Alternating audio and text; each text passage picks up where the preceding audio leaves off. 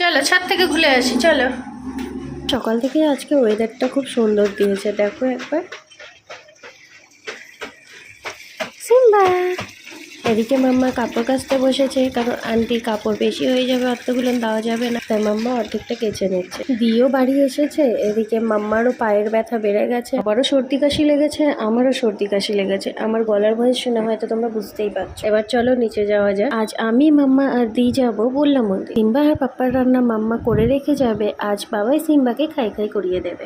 সকাল সকালই এসেছি মন্দিরে, কিন্তু তাও দেখো মন্দিরে কত ভিড়। তোমরা হয়তো অনেকেই বললা মায়ের নাম শুনেছ। আমাদের এখানকার খুবই জাগ্রত ও বিখ্যাত মন্দির। সিম্বাকেও নিয়ে আসা হয়েছিল যখন সিম্বা ছোট ছিল। বাড়ি আসার 2 ঘন্টা পরই দেখো আকাশটা কিরকম অন্ধকার করে এসেছে, মনে হয় ঝড় নামবে। আর সিম্বা লাইট চলে যাওয়াতে চিতল মাছ হয়ে গেছে, কারণ সিম্বার এসি বন্ধ হয়ে গেছে। ভিডিওটি আর বেশি লং করছি না, আজকের মতন ভিডিওটি এখানেই শেষ করছি। টাটা বন্ধুরা।